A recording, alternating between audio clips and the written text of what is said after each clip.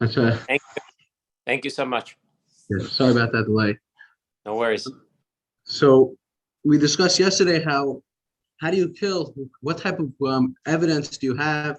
So the Rabbi Tarfon and Rabbi Kiva used to disqualify a lot of witnesses. They used to show up because they used to ask some hard questions. Let's say, for example, somebody was caught on the account of adultery. So they'd ask questions. What exactly did you see? It's not enough, Rabbi Tarfon and Rabbi Kiva said, to see that the fact that they're laying next to each other. And then you barely could ever testify, and you could ever take and kill them on the account of adultery. So what do the Rabbanan hold? How do you end up? They sound like they would kill. 7A3. They sound like that you would kill. How would they kill for adultery? What on what grounds? What do you need to see in order to kill? To assume that it happened, even though you didn't see the actual action. And that the Gemara says, V'Rabbanan, Heichi dainu. How would they judge and kill for adultery? So the Gemara says, Kiddush Shmuel, like Shmuel. The Shmuel said, Bimnafim, with people that are doing niyuf. Niyuf is adultery. Mishayaru kiminafim, when they look like it, what they're doing, which means Rashi explains is that they're laying next to each other, very close to each other, and they're acting in the way of adultery. That's enough testimony that you see that it's happened, that you see that you know exactly what happened, and therefore that will be grounds to take out the punishment and kill.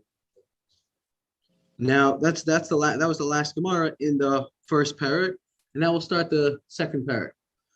Elu hein hagolin. So this parak is a couple of pages in the Gemara about one topic, and it goes through it in depth. Like this is the place to find and to get the entirety of this topic, and the topic is galut, exile, which means the Torah. The new chapter. So the new chapter, it's on the next page, right? Is it on 7A5? Now it's going to be on 7A5, the new chapter. So the chapter talks about galut, exile. The Torah says that when somebody kills somebody accidentally, he goes to galut. A very interesting new type of punishment that we give, the new type of system that we have. Normally, it's b'shogeg, he kills him by accident, b'shogeg, then he goes to galut, he goes to exile. So it's a whole new type of punishment. It's not the typical. Usually it's pretty typical. Either we give him different types of deaths or lashes, or shogeg usually brings karban. There's no such thing as galut for shogeg. For any other avera that somebody could do, there's no such thing as galut. There's one avera that somebody did. He killed by accident. That avera, the Torah said, he goes to galut. He has to go away to exile. There's special places that are called Ir Miklat. They're towns of refuge that all the people who kill by accident have to run to that town, and they have to run away from their homes. They lose their jobs. They're out. They're running away, and they need to stay there. And even there's halakha that let's say he's not there. The Goel Hadam, the close relative of the one who was killed, could go and redeem the blood of his relative and kill that person that killed him, even though it was by accident, except for if he's in the city of refuge. That's what it would mean, refuge. It's the place where he is secure from the Goel Hadam, the close relative that wants to come and redeem the blood of his relative by killing the one who killed his relative. He could do that if the person is not in the home in base, like when you play tag, you hold on to base. It's the refuge, and that's part of the why it's called maybe Ir Miklat, the city of refuge. But that's where he needs to run, regardless. And he has to stay there till the Kohen Gadol dies. That's when he stays there. Then he can come back home. Very fascinating. We'll get to those Gemara. The Gemara will talk about the whole topic. This in the next couple of pages. That's what the topic is. So the Mishnah starts off by saying, Elu hein hagol. These are those. Now, I just should say, time back, is that we're going to find that there's a lot of very specific details in this halakha of going to galut. And that's what we're going to try to figure out. Why are there so many details? We'll try to say something. We'll try to explain it a little bit. But we'll even start with this Mishnah. Will be the right word. So like you're taking into account like small little things, getting stuck with them. Like it's not like the typical like any shogeg, go to galut. Anytime you kill by accident, so go to galut. No, it's a lot of technicalities. That's right. A lot of technicalities are going to be in this halacha of going to galut, going to exile. So I have to try to figure out why is there so many different technicalities. We'll try to explain. But let's first see the Mishnah. Elu hein hagolim. These are those that have to go to the city of refuge. Hahorei nefesh bishkaga. Somebody who kills a soul, a Jewish soul, by an accident. Now the Mishnah says a certain specific technicalities. Hayamagel b'magila. If he was a way that people used to do their roofing with stick that had a big rock at the end, and they would want to straighten it out. Well, so it could be some of the Mepharshim say it's a roller, but it sounds like from other Mepharshim it wasn't really a roller. But if we want, we could use the term roller. It sounds like it's a question of Mepharshim. It was basically a big rock that you want to flatten your roof. You want to make it exactly the exact angle that you wanted, and you want it to be flat and good and the right angle, right? So you used to roll or push it or roll it, whatever it was, this rock downwards and upwards, down and up to smear out the cement, to smear out the tar. And so when there's a big rock at the end that's on the stick. So what could happen is the rock could fall off of the stick and boom, falls off the roof and going downhill, and it's going down. So there's two different ways. So hey, magil b'magila is that you're going downwards because there's a downward push, and then you come back the upward push. Downward, upward. That's how they did it. So hayamagil b'magila is the downward angle. You're going the downward away from you. B'magila with this rock that you're rolling with. Vinaflala, and the rock fell loose, and it fell on somebody down on the street. The haragto, and it killed him. That would be. So it's the Mishnah says, the Mishnah will explain that specifically soon, but the Mishnah came to specifically say it was going downward, then it came out, and it slipped out right then. Then that's one case that the halacha of galut. The next when it's going downward push, when he's doing his roof, and it fell and it killed. Or back in the day, the pulley system, basically when you want to get something from up high floor to a low down to the floor, you would take a rope, tie the item. Let's say you have this chavit, you have a barrel, you put whatever you want, I guess, in the barrel, and the barrel's attached to a rope. Now you're sending the downward, and as that's happening, boom, the whole barrel just falls. Either we'll see, it sounds like from this part of the Mishnah that the whole barrel just fell loose and it killed. That would be a second case, that it's shogeg. He was being very careful. He was letting it down slowly, but the whole thing fell loose. Hayo yored bisulam. If he was going down a ladder, somebody's climbing down a ladder, the whole ladder while he's climbing down just falls down. The whole ladder loses its grip and falls down. Vinafla alav harakto, and it fell onto a person on a standby, and killed him.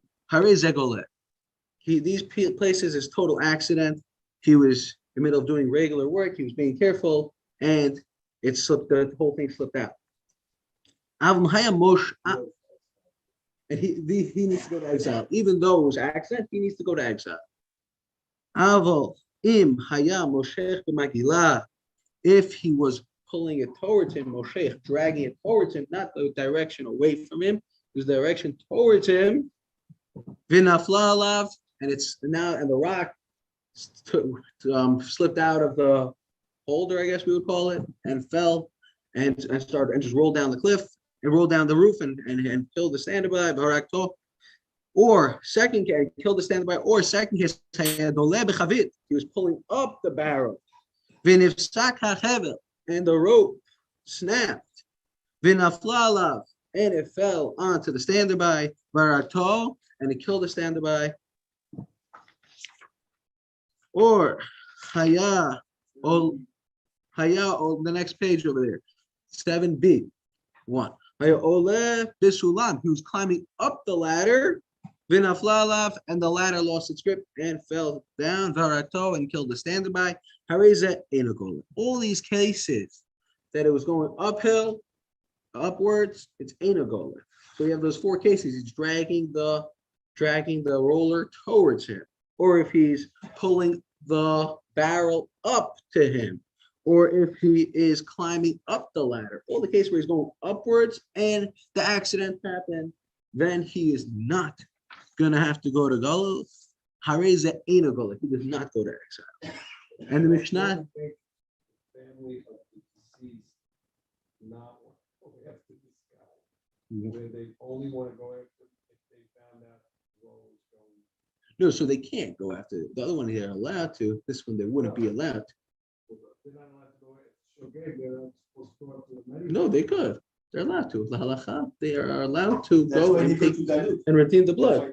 From the town, from the time. Right, so you're saying if you move up a ladder, no problem, go down the ladder. Right. So what's the difference? So what the question's being asked, what's the difference going upwards or downwards? What's the difference? So- Because when you get down, The roller, I get a little, I get the roller a little bit, like we get the ball. So we'll try to explain. We'll try to say what the Rambam says. The Mishnah continues. We'll just finish the Mishnah. Mishnah says, Zeh HaKlal, just let's speak out the rule, the general rule. Kol shebederech yiridato. If it's going downwards, then it's go left. You have to go to exile. V'shalo bederech yiridato. If it's not going downwards, hareze eina gola. He does not go to Galut. He's patur completely from going to Galut. If it's upward, only if it's downward. He's now. It doesn't have the law of Galut. So wherever he did something wrong, he has to do tshuva on that, of course.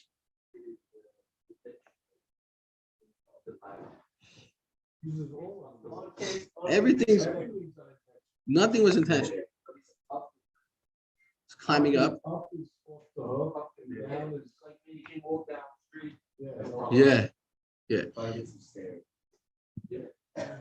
So the Rambam says, somebody's waiting, I'm sorry. Yeah.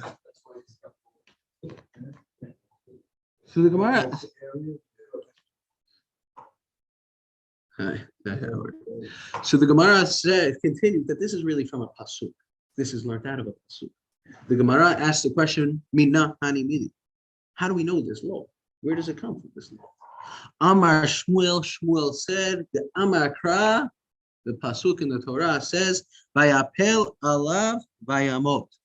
And Vayapel alav, it fell on him.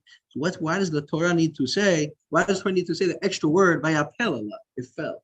It's enough that it says that it hit the guy with the rock. Why does it need to add on the fact that and it fell onto him? So the Gemara says this pasuk is coming to add that it needs to be in a falling manner, derech yiritato, going downwards, and it falls. That's what it sounds like from the Gemara. The Gemara brings a pasuk for this halacha, is that it needs to be downward. Both right. But one is, so the addition is that it was already going downwards, and that's how it fell. So that's what the Rambam says, is that there's more negligence when he's going downwards than when he's going upwards. Because when somebody's going downward, gravity's already pulling it down. So you got to be very careful going downwards, because there is something that already is sending it's danger for the person. Upwards is really the other direction, is that I'm pulling it towards me. I'm pulling it towards me. There's not that pull that I'm going with the gravity that's pulling it together towards the person. So there is more. That makes sense. Yeah. So there's more negligence. There's more negligence. The Rambam explains. So of course it's learned that out of a pasuk, but there's more negligence when it's going downwards than it's going upwards. Now it doesn't. We're not necessarily saying that he's not a shogeg. Maybe it could be. We needed a pasuk. If the Rambam is saying he's not a shogeg, the pasuk says that he needs to kill by accident. So why do we need this new halacha that it's going downwards, and we learned it from a pasuk? It's not a shogeg. It's negligent. Answer is because this is not called negligent, even when he's going in the direction, even when he's going upwards, even when he's going downwards. I mean to say, even when he's going downwards, it's not called negligent. There was still a sense of accident going on over here. But there's two different levels of the negligence in the accident itself, if we could say that. One level is where there's less, should be more responsible, and one a little less responsible for the accident. It's worthwhile mentioning the Ramban explains that it was by accident. So why are we sending this guy in the first place, giving this rough punishment? It was an accident. He says most times accidents always have some sort of recklessness to it, or you weren't careful enough, or things like that. Let's say, remember one of my rabbis saying he's been at many weddings. He never showed up to a wedding that by accident the ring was forgotten. He never been. But accidents happen. So what happened? By weddings, why did accidents happen? Accidents happen. No, accidents happen all the time. Something very, very important. Accidents don't happen. So over here also, somebody else's life is very, very important. You're doing something that is playing with fire. You got to be very careful. And therefore, even though it's an accident, but the Torah still holds the person liable for that accident. And then we're saying that this halakha galut is specific, tailor-made for the person that was this level of accident that it was missing in the negligence of going down. Now, we could explain this a little, maybe a little better with the reason why, let's say, Mezid, this guy's not Mezid. So what's the guy who's going downwards? It's not considered intentional. So why can't he go to Galut also? He's not Mezid, so he's not Shogeg. So the Ritva, it just brings out a little light on the topic. Galut is a kapara for the person. This is what Ritva says. The Gemara says, Galut is a kapara for the person. If a person did something this is the kapara for him. But if he was a little bit more negligent, so this is not a valid kapara for this person, because he needs worse than this. It's not just that he's going to live better. It's not that he's going to live better. This is not it's not going to be a kapara. He's not going to get atoned by going to galut. This person, when he's going downwards and accidentally kills the person, it wouldn't be an atonement for him. He's not going to get cleaned out by going to galut. He needs worse punishment, but there is no worse punishment. Fine, so Hashem will take care of him. He'll get his the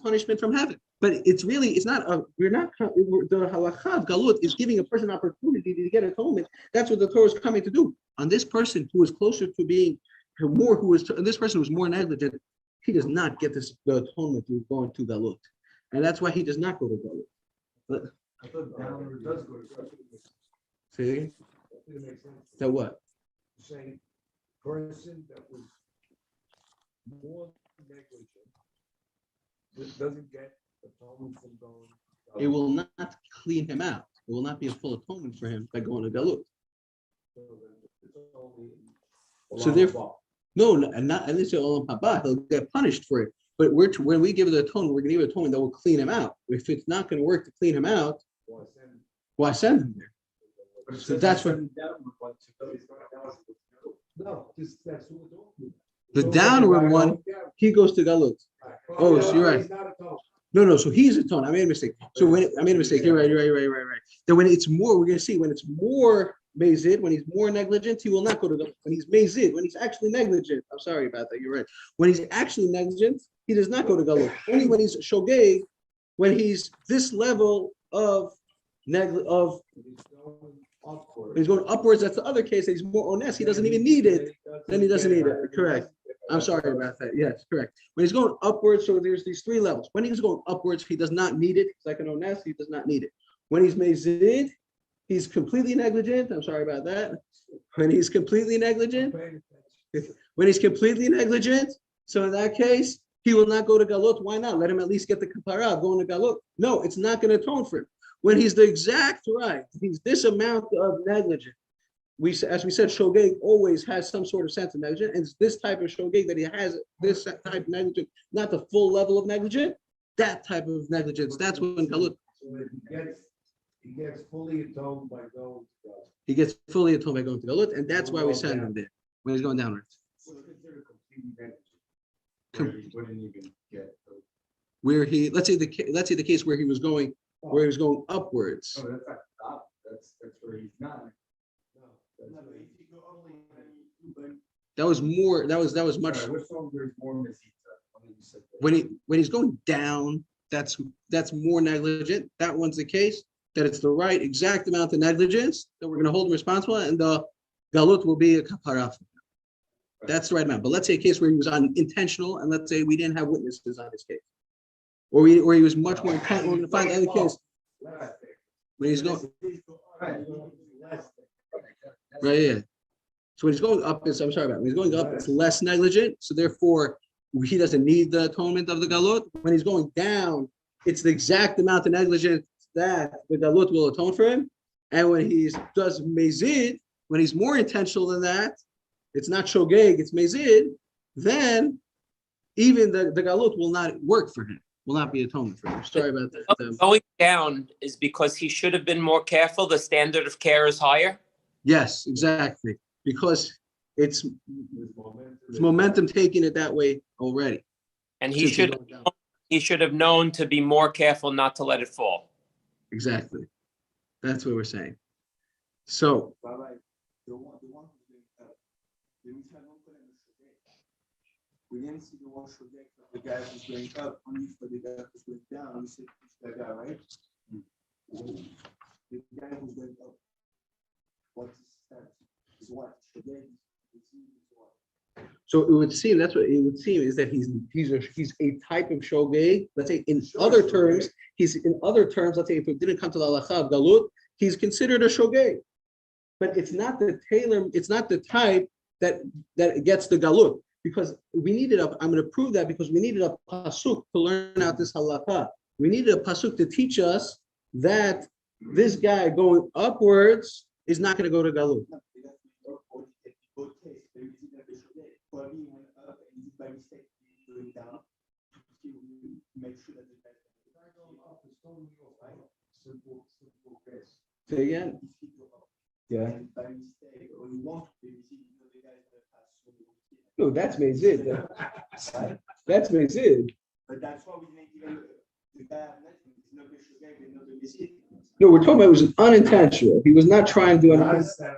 Because the Mishnah said, "Either that golim, ha'achorei, nefesh, b'shgaga." The witnesses, you didn't know, there's no strife, you figure it out. So that's the Gemara. We'll talk about it. You want to kill it? You just go up I the want wall. to kill him, it's a different story. So we're assuming we're talking about a case there. He wasn't trying to kill anybody. He was unintentional. He's just doing his roofing, and boom, thing let loose. That's where. Which means that the Pure shogeg, he's not even any. He was- It's completely off the hook. going uphill, he is a shogeg. It's still an accident. Next, oh, yeah. So it's good. Let's see the Gemara. The Gemara says, no, nothing to do with zomimim. A whole new now. The Mishnah in the beginning, the first Mishnah in the right. So it has to be if they testify about the person. That was the Mishnah in the beginning of the Masechta. Is that if they testify about the person that he did such a thing, and now he needs to go to Galut, that's the beginning of the paragraph. But here we're talking about when does the person have to go to Galut? What type of act does the person need to do to require him to go to Galut? So the Gemara says, Tanu Rabbanan. The Rabbanan taught, Bishgaga Prat Lemezid. It needs to be, the Torah says it needs to be accidental. It can't be if it was intentional. Bivlidat, it was without intent. So that's like sounds like saying the same thing again. Prat limit kaveh. It's coming to exclude somebody who has intent. So we'll try. The Gemara will explain what this means. That of course somebody has intent. Somebody who's mezid. Of course he doesn't go to galut. There's other pasuk that says that if he's shogeg, he does not go to galut. So what are we coming to learn out of halacha? He can't be mezid. He can't be mitkaven, he can't intend for it. What are we trying to learn out of it? So the Gemara will come and explain that. So the Gemara says, mezid, you come to learn out of halacha that mezid does not go to galut. Pshita, barkatalahu. We kill the guy. And even if, and we can maybe explain, is that what happens if there are no witnesses? But what he needs for himself is death. It happens to be there's no witnesses, but his proper punishment is death. So how could it be that his punishment's going to be his atonement's going to be to go to Galut? That's not atonement for him. His proper atonement is death. So Gemara says something very interesting. Amar Rava, Rava said, right? The Gemara says, not. Why do we? Right. So which means, why do we need the Torah to tell us that if he's intentional, that the Gemara is asking, why do we need the Torah to tell me if he's intentional that he does not go to Galut? That's obvious. He does not go to Galut because his proper atonement is death. So where's it needs to be unintentional. So why do we need the Torah to tell me this halakha? So the Gemara says, Amar Rava, we can say, yeah. So Rava says it means somebody thinks it was permissible to kill. You have to get that's a complicated one. The guy thought you were allowed to kill, so therefore he didn't know that it was. Thank you. It was a pleasure. Yes. Thank you very much, everybody, for Thank you joining. for Very driving. real from pleasure. April every day. Yeah, tomorrow my father should be back. Yeah. Yes. But you still can come to the class. It's a Nice crowd, very nice. Yes. That's one way. No, we give you the Zoom link. I love. Very, very nice. Thank you.